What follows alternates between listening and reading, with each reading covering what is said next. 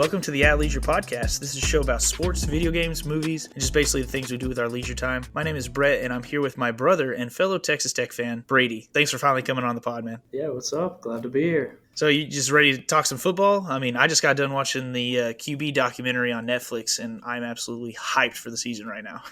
Oh, dude, I didn't need anything to hype me up, but that got me even more excited. That show is everything HBO Hard Knocks wishes it was. I watched Hard Knocks when the Cowboys got it, and I was like, this kind of sucks. And so I was not having high expectations for this documentary other than the fact that Patrick Mahomes is the face of it. But, dude, it is so good. You could slap Patrick on anything, and I think we'd like it. Exactly. I haven't bought Madden in forever, and then they put Pat on the cover, and I was like, all right, I guess I'm buying Madden this year. I don't buy physical copies, but they put him on it, and I was like, yep, I'm buying the disc. I got to display that bad boy. Yeah. Well, so if you're just listening for the first time here, this is our second installment of the Big 12 preview series we're doing, where we're taking a fan of every Big 12 team just to get an idea of their favorite team and the expectations for them. This week, obviously, we're talking about Texas Tech because you got me and my brother, and we are big Texas Tech fans. So we can just dive into it here. Start off, I guess I'll ask you the question. What do you think our biggest strengths are this year? What are we going to be best at? All right, so obviously I'm super excited about this.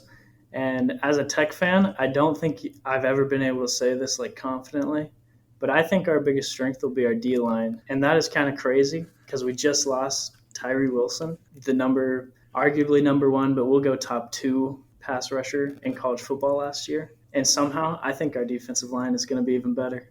Coming from Joey McGuire himself. That's what I was about to say. That's why I think so. Because Joey thinks so. At least he says it. That makes sense, but also we have our 2 middle pieces coming back. We got Jalen Hutchings and Tony Bradford Jr. coming back, and they're just going to be so solid up front, both on their senior year trying to raise the draft stock there. And then I haven't got to see him play yet, but Steve Linton, everyone is just going on and on about this guy, and I think he could be a Big 12 Player of the Year candidate.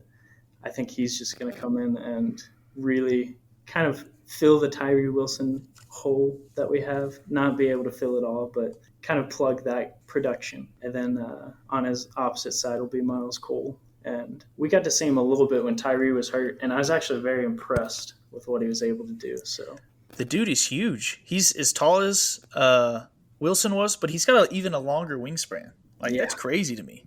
And so that alone, I mean, those 2 guys coming off the edge and the experience in the middle, that just makes me super excited for this defense. You said you think Steve Linton could be a Big 12 Player of the Year kind of guy. I think that's a little high expectations. Sorry, newcomer of the year. That's what I meant. Yeah, there you go. That's the word that I was thinking. I mean, Big 12 Player of the Year, that would be even better, but pretty tough to do as a D lineman. Pretty tough to do, yes. Yeah. Dude, I agree. That's one of the 2 I've got here. I've got D-line, and then I would also say we have so many offensive weapons returning with Taj Brooks at running back, Cameron Valdez backing him up, who showed flashes last year in the very small amount of time he got to play. You've got at receiver, pretty much everyone coming back. Price, Bradley, Fungi, and then this transfer guy, McCray, who's supposed to be a blazing fast receiver. And then you've got at tight end, Tharp and Cup coming back, who are both just huge tight end targets. Those are 2 guys that get me just as excited as anyone else.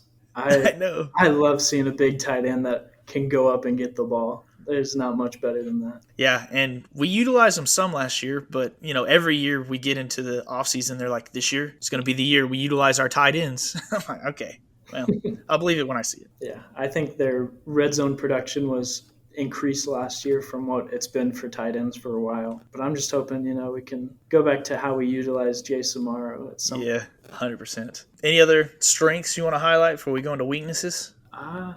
No, you touched on the other strength I probably would have put, but all right, weaknesses then. What you got?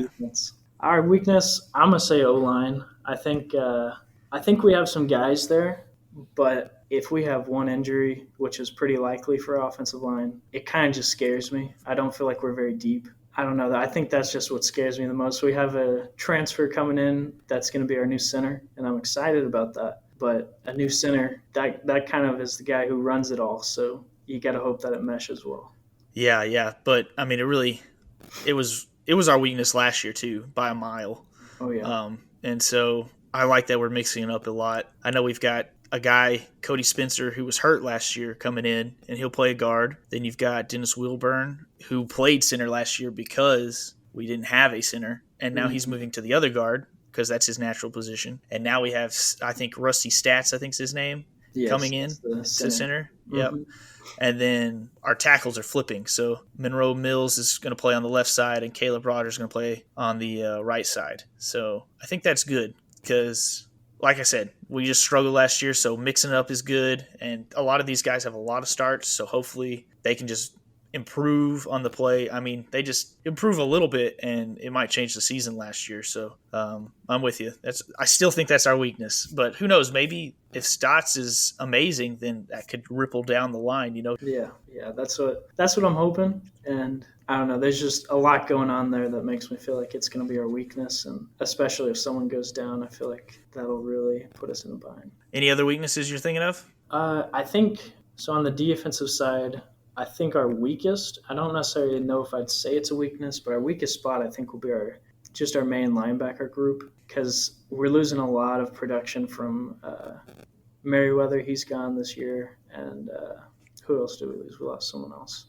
Eldridge Yeah, and Eldridge. Those are the two, Marquise Waters. and we lost Waters. But Yep. those two in the middle, I think we're really going to miss their sheer tackling that they had last year. So hopefully Pierre can be there and fill in for it. And I liked what I saw from him last year, but I don't know. He just has some big shoes to fill. We got a lot of open tackle spots there. I mean, those three are our most consistent producers, and they're all gone. So it's Yeah, like, oh, yeah, they played so much, and we're just replacing them with guys that are just kind of unproven. Other than like you said, Pierre, who didn't even play inside linebacker, he was outside linebacker last I year. say I So liked him rushing, so I don't know how I'll feel yeah, about him filling in the holes and stopping the run. But we saw Jacob Rodriguez a little bit towards the end of the year, and I felt like he did an okay job. I'd like to see another step from him this year, though. I'm with you. Those are the two things I had as well. Our weaknesses being our O line and our linebacking core. Though we have a lot of returning players. Who do you want to highlight? Who do you think's kind of the most important here? So I think my favorite one to highlight here is Taj Brooks. I love how hard he runs the ball. I feel like that dude, you got to bring more than one person to tackle him. He's just gonna bounce off if you just bring one person. I think establishing a run will be huge for protecting Tyler Shuck back there because it'll make it where you got to stay honest. You can't just bring the house on him. But I just think Taj returning will be huge, and I like our other running back, Cameron Valdez. I think he'll be good, but I think Taj will really lead the way there and just open up a lot of the rest of the offense for us. I think he'll be our first 1,000-yard rusher since old DeAndre Washington. I think he has a real chance to this year. I think so also. I don't know if he will make it just because we throw the ball so much, but he's not a bad receiver. I think his hands have gotten better since he started at Tech. But that was the main guy I want to highlight on returning players. Dude, I got a lot here. I Yeah. think for Tech, important returning player. I think returning players are going to be more important than the guys coming in. Obviously, everyone's important, but if I was just to highlight, like we've got our QB room coming back, and Joey was at media days bragging about how we are the only team that has two QBs that have won Big 12 games.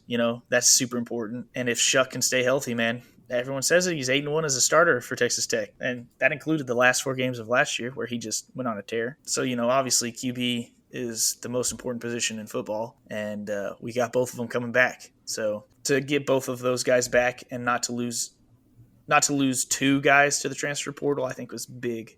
Yeah. Because I think the only team that didn't have to play more than one quarterback in the season was Iowa State. I think Iowa State's the only one that didn't have to play multiple quarterbacks. So at some point you're going to see Baron Morton. Even if Shuck, is healthy all season, I think there's going to be a point where Morton's going to have to step in. So super Really, important you think there. so? Even if Shuck is healthy all year? Even if Shuck is healthy, I think there will be a point where, maybe he gets hurt for a little bit, or gets sidelined for a little bit, or I don't know. There's just all sorts of things can happen. He maybe even gets hurt for like one game. Okay. So small injury. Small injury, I guess. Yeah. Okay. I don't I'm gonna know. say I really hope that we don't do that if Shuck is healthy. I think if we have to put in Baron Morton while Shuck is healthy, that's kind of a red flag on the season. That's true. Then I want to highlight Jaron Bradley and Luke Fungi, two big outside receivers that played really well down the stretch at the end of the season. Bradley had a sneaky good season, like ranked third in FBS freshman for receiving yards, and had 173 receiving yards against Oklahoma that last home game, which was the most by a freshman in all of college football last year in a single game. So he's a stud, and I think the more we get the ball to him this year, the better off we're going to be. And then Luick on the other side is great as well, but he's struggled to stay healthy in his career. So, he had a pair of 100-yard performances last year, and he's a good end zone threat. So I just think we still haven't seen his full potential. We mentioned him earlier, but Hutchings and Bradford, I mean, those guys both being 6-year seniors, they're one of only 3 defensive lineman duos to record 30 more QB pressures last season, which is just kind of crazy to me to think that we have 2 of the best D linemen in probably the nation. PFF has Hutchings as a top 5 returning defensive lineman, and Bradford led the Big 12 with 35 QB pressures last year. So between the 2 of them, they have 71 combined starts. I mean, these guys are going to be like you're living and dying on defense with these guys, I think. Mm-hmm. And then last I want to highlight is Taylor Demerson, our safety. He won the starting job last year, played 12 games as safety, was third on the team in tackles with 74. Tech was 4-0 when he had a turnover. So I think that he's going to be a big part of the defense this year. And whether or not we're winning games is if he's creating turnovers. He was all Big 12 second team per PFF. So he just had a really good season last year. And I think we're going to be leaning on him a lot. Yeah, and I was wanting to highlight Malik Dunlap. I feel like, I'm going to preface this, I feel like we could highlight everyone. I mean, we have so many people coming back, and that's huge. Yeah. But Malik Dunlap last year, I felt like every time that we needed that defensive stop, he was the guy just knocking the ball down. I felt like his pass breakups were always so important. Like a lot of them in the red zone. Just, I don't know. There was times where the receiver had the ball, and I definitely thought they had a touchdown, and he just came and just hacked him right in the arms and just broke up passes. So many important ones, I feel like. Excited to have his leadership back. Same. He's a tall corner, too. It's kind of funny to watch him run with these guys. Big corners. We got him and Rashad Williams. They're both just big guys out there. Yeah, we leave him on an island a lot. It feels like we'll get to it, I guess. I kind of have some points on that later. So you got any more returning players we want to highlight before we move on to the new ones? I think I'm good. Like I said, we could highlight just about all those guys. Yeah, that's so true. And we've already kind of touched these new players that I think are going to make a difference. I've got Rusty Stotts at center. I might be messing up his name. It looks like Stats. Yeah, I think you're saying it right, but I'm not sure either. And then Andre McCray from Austin Peay. That dude has unreal stats at Austin Peay. And apparently he's just blazing fast. So hopefully he can be our deep threat. And then you already highlighted Steve Linton, said he was going to be a Big 12 Player of the Year. So yeah, definitely a new coming. But hey, let's shoot for Player of the Year. I don't know if Tyree wasn't there last year. I don't see him getting. Well, he didn't play all the games. He might have been. That's true. No, my main 2 I was going to highlight were Steve Linton and Dre McCray. I think Dre McCray just needs to be a game breaker for us. We need to have someone that can go in and just make that 50-yard play every now and then. I was hoping it would be Price last year, but he struggled with injury also. And yeah, he had the injury bug, and once you get that first injury, the rest of the season lingers. You kind of struggle, especially with someone who is a speed guy. That just hurts you so much. So if McCray can't do it, hopefully Price can step up and do it this year. Yeah. All right, so let's jump into kind of like what we think has to happen for us to have a good season. Well, I think everyone would be like, yeah, this is true for my team too. But with our recent history, I think the biggest thing has to be QB staying healthy. I mean, we can't have Shuck going down again and then Barron coming in for a few games, then him going down, then Shuck coming back in. I think what we did last year was incredible for the fact of how many times we had to switch starting quarterbacks. But I think what needs to happen for us to be good is I think we need to see Tyler Shuck going out there leading us every single game. And I think just that consistency will really be a big deal. And then the other thing that I highlighted is I think we need to improve I feel like ever since Mike Leach has been around, we haven't looked at turnovers as always the worst thing. I feel like we're airing the ball out interceptions are a part of that, and I feel like we've just kind of accepted that because that's just how it's been. We had Mike Leach leading us, and we were winning like that, so we're like, hey, it can be that way. I don't really think it can be if we want to have the season that we want to have. I think we just really need to rein that in a little bit. Limit the turnovers, is what you're saying? Yeah, yeah, Yeah. limit the turnovers. I would honestly, I would counter you a little bit on the what has to happen for our season to be good is for Shuck to be the starter the whole time. I just think that Baron Morton is really good also, and I feel like we could have Shuck go down and still have a good season. Now, if they both went down, then we'd be in real trouble. But to have that depth is nice, and I would prefer it if Shuck was the quarterback all season. But I don't know if that necessarily has to happen for us to have a good season, if that makes sense. Yeah, I get what you're saying, but I mean, when we got Chuck, they were projecting him to be a first round pick the first year he came over there. Like, this guy's going to be Heisman A one candidate, and done. first Yeah. round pick. And I think if he stays healthy all year, he still has that potential. And so I agree Baron Morton's good, and I want him to be our starter next year. Yeah, me This too. year, I want to see Tyler Shuck up there, and I think we can be okay going back and forth like last year. But I think for us to truly be Big 12 champs, I think we need Tyler Shuck at the reins. Okay, so that is what you're saying by good season is we got to be Big 12 champs? I mean, I'm taking this as like what has to happen to be good. What do I want? I want to win the Big 12. So that's what I'm saying is good, and I think for that to happen, Tyler Shuck is going to have to be healthy. Fair enough. See, and for me, for us to have a good season, I think we got to win 8 games again.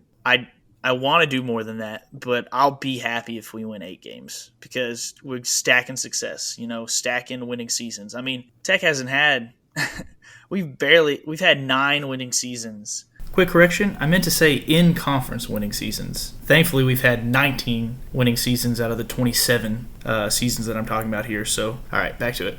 In the last 27 years. That's rough. That's not good. So if we have another winning season this year, I'll count it as a good season.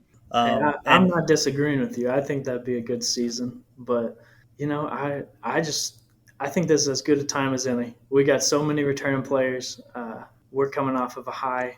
I just think this is the time to capitalize and really, really try to push for it. Hey, me too. And I think so. Our linemen have to play above expectations, I think, for this to happen. And I think our defense has to take another step. They were deceptively good last year, and the way we call games and play aggressive defense, I think, lends itself to being very feast or famine. We're leaving our corners on islands a lot of times. But we were super good in the red zone. We were 9th in FBS when teams got into the red zone, and we were really good on 4th down. So if we can just take the step of like limiting those explosive plays, I think that would lead to just a few more victories, honestly, and that's all we need is a few more than last year. And I also think we've got to beat the teams we should beat, and a lot of them are on the road, which is scary because, if you're a good team, you win those games you're supposed to win on the road. But last year, that was a struggle. We weren't great on the road. So in order for us to have the season we want, we've got to beat those teams that we're expected to beat, and we got to do it on the road. I agree with that. I'd also say I kind of already hit on this, but I think we need a game breaker. Someone needs to emerge this year. Don't get me wrong, I love the 4th down conversions, and that's great.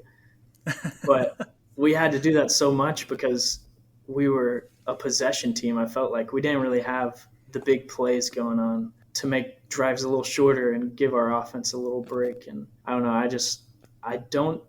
I hope we can make as many 4th downs as last year, but I think having a big play every now and then will really help that where we don't have to do it as much. Yeah. Yeah, and I'm going to just move us into what could go wrong for the bad season, for it to have a bad season. Mm-hmm. I think the most likely thing that could happen is our gambles don't pay off this year. It's like last year we finished with the most 4th down attempts in FBS. We converted 33 of our 52 attempts. Like our conversion percentage was 16th in the nation, and we went for it more than anyone else. Like that's insane. Yeah. There's no way we could keep that up. So I think it could really backfire on us, and if it does, I think that could make for a bad season. And like we pointed out, QB injuries, I think, could make for a bad season if both QBs get hurt or if we're having to do that QB carousel or if our secondary ends up being weaker than we think, and it keeps us from playing the aggressive defense we played last year. And then obviously flip-flop it if we lose those easy games on the road. I think those are the recipes for a bad season. Got anything else to add there? No, you hit on the main things I had, which was the injury to the QB, obviously, and I think just the road games, like you said, most of the games they're like, we should win these games. They're on the road, so it always increases your chance of losing. So that's what I kind of have. And then also, I kind of want to say what could go wrong. I think losing to Wyoming right out the gate is a possibility because we're going there, and it's going to be immediate road test. Higher altitude, I think is what they're saying. So we better be conditioned. It's the first game. You normally have some issues with conditioning. I think if that happens, that really just derails the whole season right from the start. Yeah. So that makes me a little bit nervous. It's a scary week one because it's not an easy pickup game, but also if you win, no one's going to bat an eye. But if you lose, everything rides on this early week one. Yeah. I don't know why we scheduled it for us to play them there. No, because then you have to come back and you have to beat Oregon after that. Yeah. And so obviously I'm hoping we do, but that's a tough ask to say, hey, we just lost week one. We have to beat Oregon now. So. Yeah, we'll jump into that here in a second, but I do want to just ask you what you think the fan mood is right now for Tech. I don't think we could be any more hyped than we are for this season. I think Joey McGuire has just puppeteered us right to being as excited as possible, and I think we have all drank the Kool-Aid. We're all there. We got to see the next step, I feel like. And the next step, like you said, could just be building another winning season. But I think to keep this hype that we have rolling in next year, we got to at least produce another 8-win season. So agreed. Yeah, I think fan mood, unchecked confidence is what I would call it. Yeah, no, I've seen some crazy takes from people, and it's like I said earlier, 9 winning seasons in 27 years. Like let's pump the brakes a little bit. We only won 5 Big 12 games last year. Yep. Which is great. Like, that's more than we've done, but still, we're not going to the Natty this year. It'd be awesome. I want that. I want to win every game. We're going to the Natty. Yeah. That's us this year. We're not going to lose by 50 points. Yeah. Last year, beat OU and Texas in the same season. This year, winning the Natty. Yeah. I mean, that's kind of the steps, Yep. That's what you got to do. I will say, it's fun to have the national media talking about us seriously, though, like people having us as dark horses to win the conference. Yeah. Finally getting first place votes in the preseason poll. Like, that's never happened since we've been in the Big 12. Yeah. Some Fox pundits are putting Tech as in a New Year's Six bowl. And I'm just like, this is crazy. Like, we're not flying under the radar, and I think that also just adds to our overconfidence. Yeah. I saw something the other day that deflated it a little bit, and it was, I think we're one of like 15 or 20 Power 5 schools that haven't won a New Year's Six bowl. So, well, we've been pretty rough, man. So that's why I'm soaking in this enjoyment, and I'm ready to be hurt again, as Michael Scott says. Yeah, you don't have to tell me. I mean, I wasn't even 10 when we were having all the success. So my whole life has been pretty disappointing on the football end here. All right. Well, I say we go in game by game, pick if we think we're going to win or lose. We've already talked about Wyoming.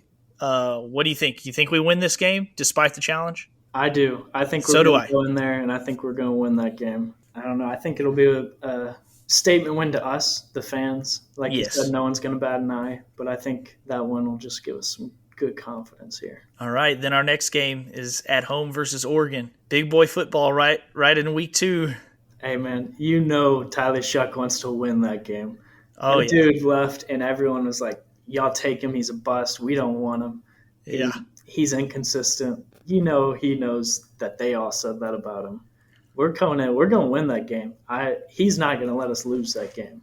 The only fear I have is the game that I know he was most hyped for was against Texas, his first year starting, and he started that game throwing an interception to the sideline, which is his like go-to move, man. I hate when he does that across the field throw to the sideline. It feels like once a game it's either a dropped interception or an interception for a touchdown there. So that's what scares me is him getting overhyped. But I agree. I think we're going to win this game versus Oregon. I'm sure Oregon is not going to take us seriously like we're going to take them seriously. They're just probably happy they're not playing Georgia this year. Bo Nix it'll be interesting to see Bo Nix on Texas Tech's field. You know, like that's a guy from the SEC going to play at Oregon. I never thought he would be playing Texas Tech. So it's weird to see him. He's got the sixth highest odds, tied for sixth highest odds for the Heisman. So, I mean, the guy is good. So hopefully we can shut him down like Georgia did, though. That would be awesome. That would be awesome. But I'm picking win also because I want it so badly. Hey, you and Tyler both. Yeah, me and Tyler. Then the next game is versus Tarleton. Don't really have to talk about that one much. We should win that one. Yeah, I just picked us to beat Wyoming and Oregon. I think we're going to win against Tarleton. Mm-hmm. Then we're at West Virginia. What are you thinking? Once again, that's a must-win game. They're picked, I think, last in the Big 12. So yeah, I think Neil Brown was not happy about that. Did you see his media day? No. Oh, dude, he's coaching with the biggest chip on his shoulder. It was actually kind of inspiring. Well, that makes me a little nervous, but I think we're going to go in and win the game. I think we're going to win also. We've owned them lately, even when we're a worse team than them. For some reason, we've played up to them every year. So hopefully we can keep that going. But yeah, just a side note. They were the only team where the Big 12 logo was wrong colors for them. So he was walking up. He was already mad, feeling disrespected. And then he looks at the backdrop, and they had it like an orange color for the logo for the Big 12. And he was like, y'all can't even get our logo right. Our colors these are not our colors. Oh, and so. That is a bad look for the Big 12, though. Yeah, that is a bad look. I'm like, come on. Get their colors right. They already have it rough having to travel so far to every game. Yeah, already kind of getting lost out there. Yeah. At least they'll have Cincinnati kind of to join them. Next game is Houston. What are you thinking? Yeah, we got Donovan Smith coming back home. I hope the crowd treats him well. I really appreciated what he did for us, and I'm going to take a win there, but I'm kind of excited to see Donovan Smith play us. I think it'll be fun. Same, dude, same. It'll probably come down to a last possession drive by Donovan, and he's going to throw a pick. Sorry, man, I love you, but hey, he was either nails there at the end or throwing that pick. I mean, he had against Houston, he had a great game where he came back and won that for us. And against Texas, he didn't even throw an interception against Texas. He played his best game of his life against Texas. So I'm just hoping we don't get that Donovan that day. He can play that way the rest of the season. But against us, I hope we don't get versus Texas Donovan. Hey, go do that to Texas again this year, Donovan. Exactly. I'm still cheering for you. So right now, we've got us undefeated, and we are going to Baylor. What do you think?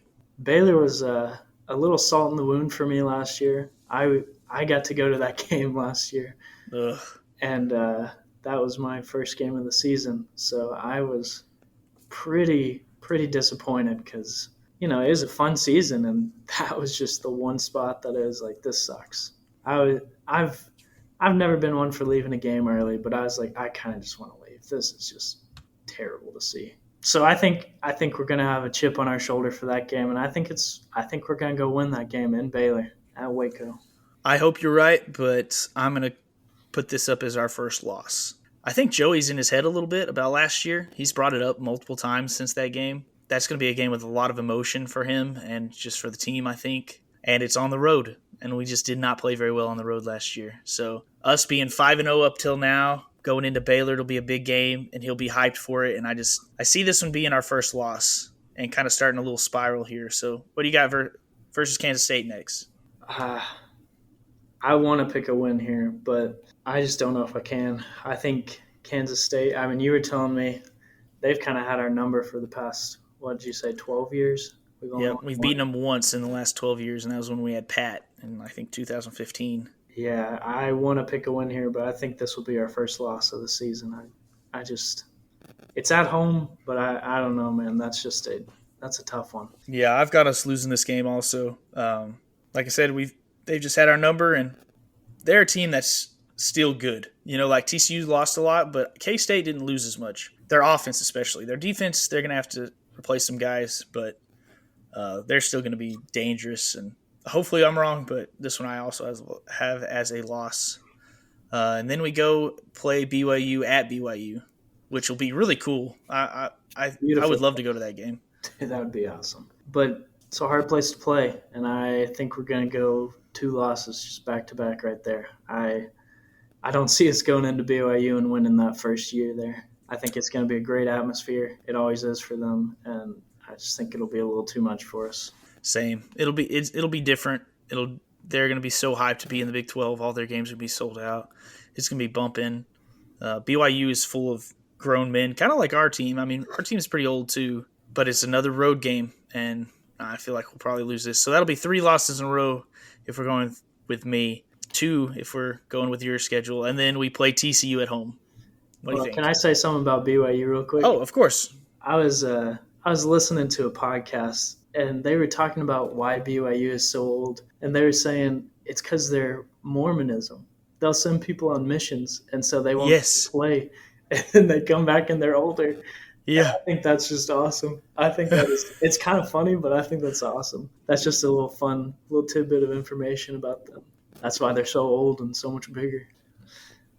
So TCU, I'm gonna have us winning this game. I don't know. I've always just had a bad taste in my mouth from TCU. It goes back. I don't remember what year it is, but when they had Dotson at receiver and they had that tip pass catch by the running back in the end zone. Oh, that one.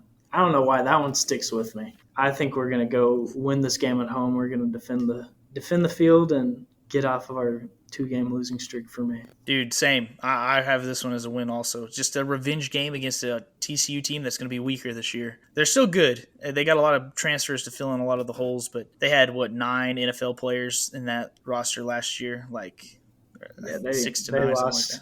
They lost Johnson out there at receiver. That's a tough hole to fill. So I've got us winning that game also. Hopefully we can keep it going at Kansas. So this one scares me a little with Daniels, if he's healthy at QB. Kansas, they got something going on over there. And especially if the season doesn't go how I've been saying it's going, if we drop a few more along the way, I'm afraid we might lose that game. But with the way that I'm going, if it goes the way I've said, I think Kansas is a win for us. Yeah, I've got us winning this one also. It's on the road, but this is one of those road games I think we can win. They're good, but they're still very beatable. Unless their defense has improved tremendously, that'll still be a pretty weak area for them this year. And then we play UCF at home, and I think thank goodness we have them at home because it'll be the final game of the home season. I think UCF is going to be one of them and BYU are 2 new teams that I'm a little scared of. So yeah, no, I agree. I think because it's at home, we'll win. Same. UCF, I think they'll have a good season, but I have us beating them. Don't have much else to say about that. Yeah, I'm buying UCF stock though. They're in Florida. They're in a good recruiting base. They've got Gus Malzahn at coach, who's done this before. I think they're already recruiting well. So yeah, I think in the next few years they're going to be at the top of the conference. Yeah, I think we need to jump out there early and establish ourselves. Beat them early. I agree. UCF they're going to be dangerous the next few years. And then the final game of the season, not a bowl game, at Texas. Wreck them, baby. We're going to go in there and beat them. I hope you're right. This is the last time we play them. I think Texas says this every year, and I don't know if it'll be true. It depends on how their season goes. I think this game might just be a little bigger to us than it is to them. I think it's big to both of us, but I think after all these years of what Texas has been, I think we just want to be like, hey, y'all aren't better than us. Go on to the SEC. I just have it, man. Joey's hyped me up. I believe him. He doesn't want to lose to Texas this year. Dude, I want that to be true so badly. But I was looking it up. We have not beat Texas in back-to-back seasons since 1997. I think we're going to lose this game. I don't want it to be true, and I hope I'm wrong. But Texas obviously super hyped this year as usual. They've got all the talent in the world. And if Texas is good, they're going to be playing this game with so much at stake. Hopefully we are too. And hopefully this is a battle. Hope we win it. But if I'm being realistic with myself, I'm probably going to call this one a loss. Just it's at Texas, and like I said, history is not on our side here. Hey, man, I get what you're saying, but last time that we both had aspirations, guess who came out on top? Michael Crabtree. Michael Crabtree came out on top, baby. We're going to win. We're both going to be pushing for it. That would be so awesome to be able to have another moment to brag about instead of the one from 2008. And you said 97 was the last time we won back-to-back. Hasn't happened in my lifetime. We're due. Yep. Come on, Tech, give me this. I think we have had some success against them lately in Austin. I know Cliff beat them a few times in Austin to save his job. So, I mean, they're not unbeatable there. It's not like a mental thing, but I'm afraid it'll be a talent thing or a stakes thing. Oh, I hope you're right. If we could win in the season on a win at Texas, that would be just icing on the cake. I'm going to say if we have a bad season, I think our chance of winning this game goes even higher because I think Texas they'll underestimate us. Yeah.